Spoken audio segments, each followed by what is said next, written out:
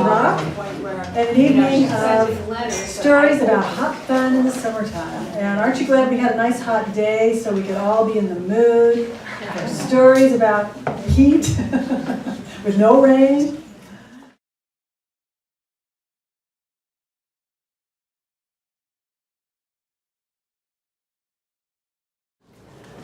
Jenny Lloyd grew up in England and lived in Italy and Mexico before she came to Rochester in 1980. She's another retired history professor and a recovering academic writer, she says. She's the author of Catching Meggie the Runaway Shetland Sheepdog and a memoir called In My Mind's Eye, A Cornish Girlhood. She now teaches classes at Oasis for people my age. And this spring she told the story of how women got the vote in New York State over 100 years ago. A little known fact about Jenny. Jenny used to enjoy driving at more than 100 miles an hour on the Autostrada in Italy. And tonight she will tell us more as she will read An Italian Summer, 1976. Welcome, Jenny.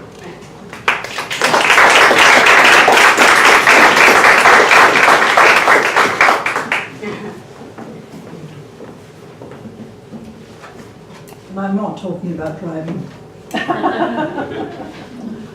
First of all, just a little context. In the summer of 1976, I, my then husband Malcolm, and my children Tom, aged 10, and Jane, aged 7, were living in Italy, where Malcolm was running his British company's Italian business. We had an apartment in an 11th century palace in the middle of olive groves, a few miles outside Florence. Living in a world-class tourist spot, we had many visitors from Britain, and we had a camper, what the British call a caravan, parked among the olives for overflow guests. The story of that summer started just before Hogmanay, New Year's Eve in Scotland, the occasion for first footing, when people go around to neighbours' houses without invitation and drink whiskey. We had spent Christmas in England and driven up to Scotland for a few days early to experience Hogmanay with Malcolm's sister Veronica and her family. The day before Hogmanay, Veronica's friends Angela and Graham Smith, who we'd also known in Italy, invited all of us to a party at their house. As we moved around the crowded living room, wine glasses in hand, Malcolm and I got separated, and I found myself talking to a slim man with a mop of black curly hair. "Hi, I'm Bill," he said. We were hardly beyond the opening formalities, and I'd certainly not had time to tell Bill that we were visiting from Italy, when someone else came up to join the conversation. "Hey Bill," he said, "how are your plans for a sabbatical in Florence going?" "Oh, it's a disaster.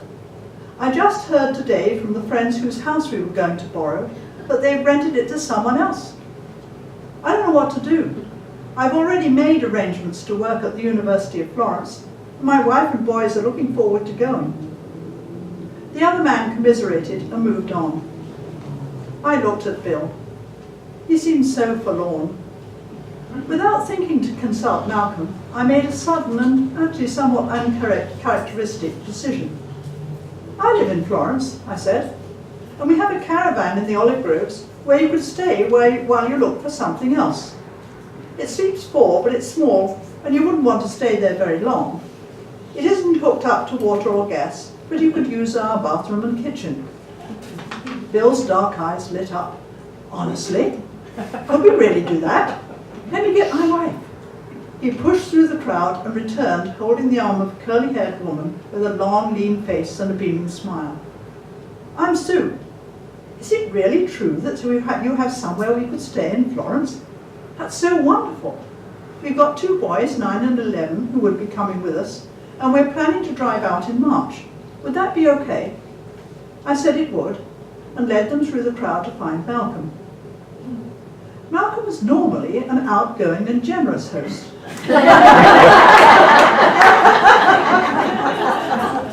But when I introduced Sue and Bill and told him what I'd promised, he was somewhat cool. Afterwards, in the car, he turned to me angrily. How could you promise our caravan to strangers without consulting me? I'm sorry, I didn't think you'd mind. They seem nice people and they really needed somewhere to stay. It won't be for long, and it would be hard to take back the invitation now. He grumpily agreed. At the Smiths' party, several men had arranged to meet for a game of bocce on the village green on New Year's Day.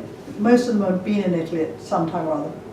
Malcolm, hungover and still resentful, was quite rude to Bill, making him feel very unwelcome, although our arrangement remained intact. We went home to Florence to our normal lives.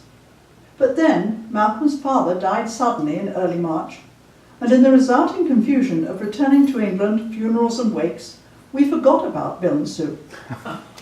When we remembered, we couldn't recall when they said they would arrive, and we realised we'd forgotten to exchange phone numbers.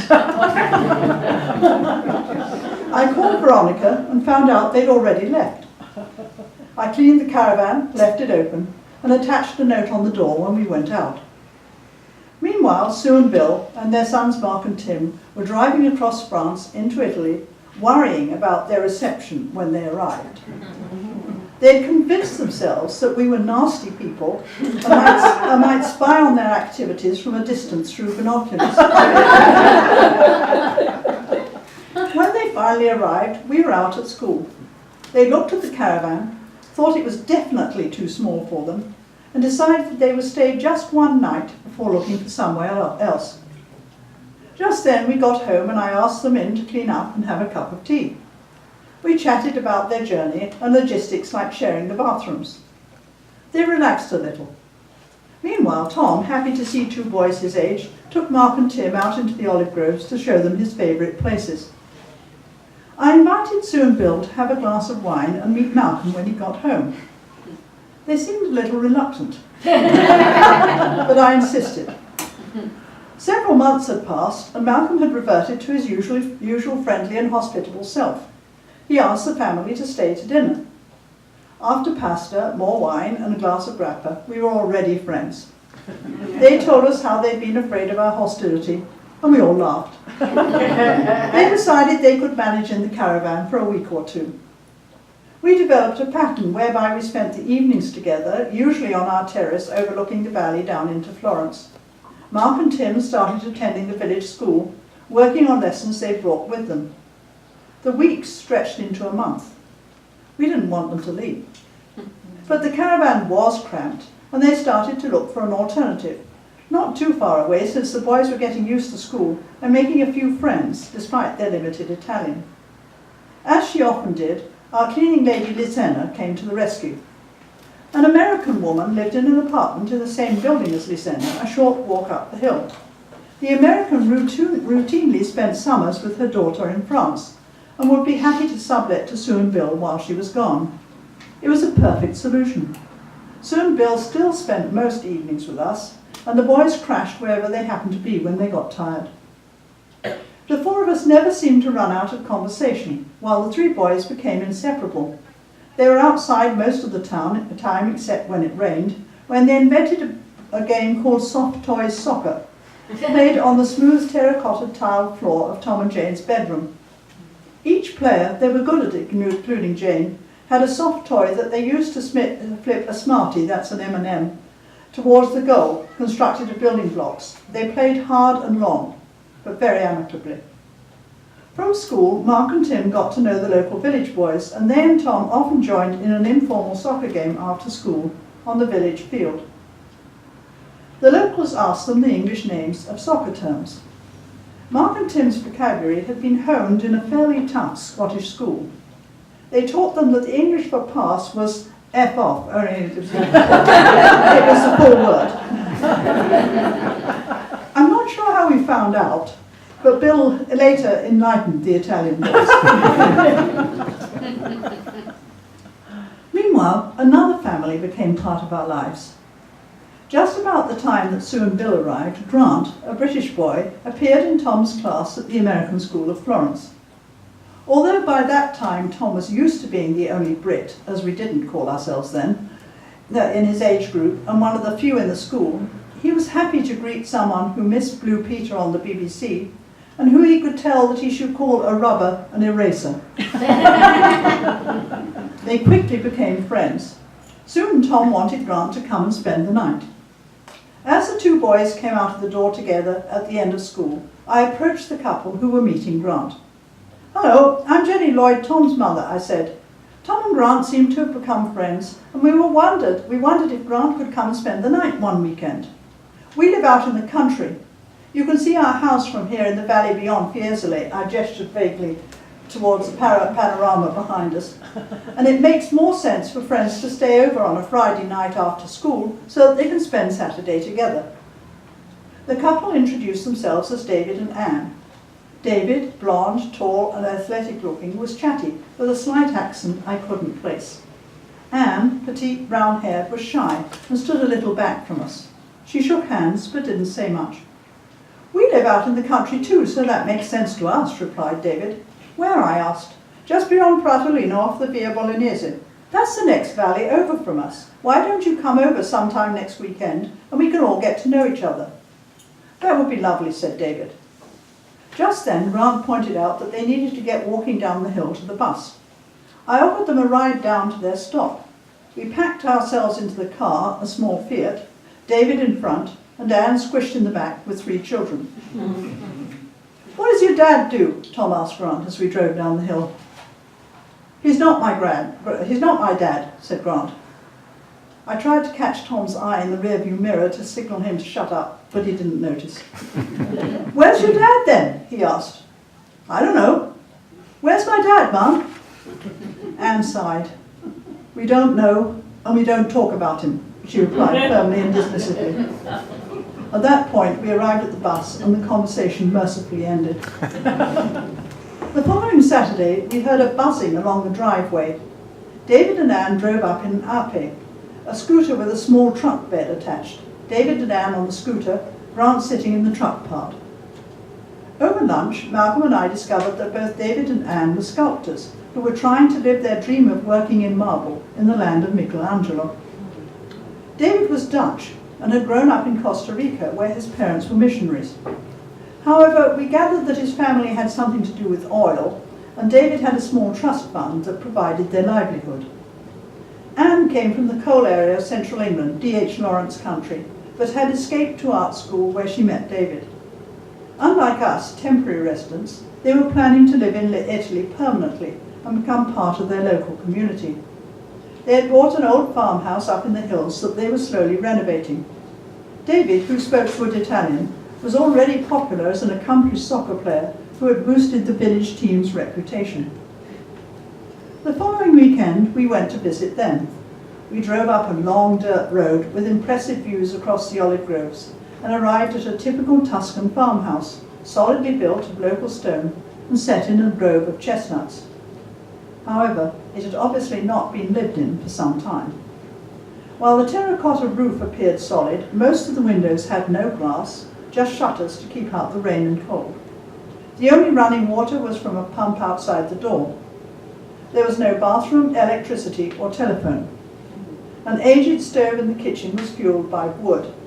The floors were dirt, but David and Anne proudly showed us how they worked together laying an asymmetrical stone floor in the living room, where there was also a huge fireplace. Since they were both artists and perfectionists, deciding which stone went where was difficult and contentious, and work was slow. They showed us a couple of Anne's sculptures, clay heads of women with faraway looks. I liked them. About a week later, they arrived on our doorstep with a proposition.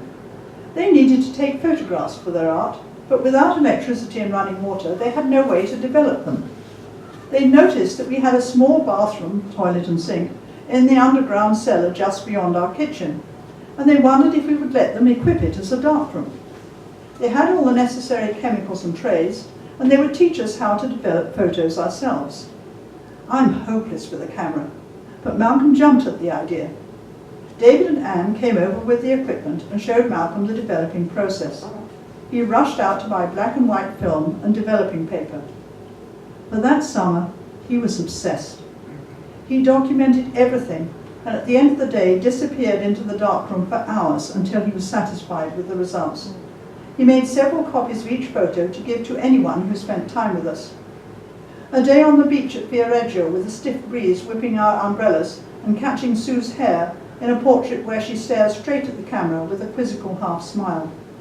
Bill lazing in a rubber dinghy. The only picture I have of our babysitter Sally. Tom holding a huge toad. A beautiful photo of Jane in profile, looking down with the sun catching the top of her head and the strands of hair escaping from her pigtails waving in the breeze. Me on the sofa at night, eyes closed after an exhausting day. A picnic with Sue and Bill and the Smith family. A record of one of the best summers I can remember. David and Anne didn't come over to use the darkroom much. When we did see them for picnics or barbecues, Anne seemed increasingly withdrawn. We sensed she was getting discouraged with the magnitude of the task ahead of them. However, they managed to acquire an aged VW Bug, and one day, when Grant was spending the weekend with us, they decided to drive to the marble quarries in Carrara to get inspiration.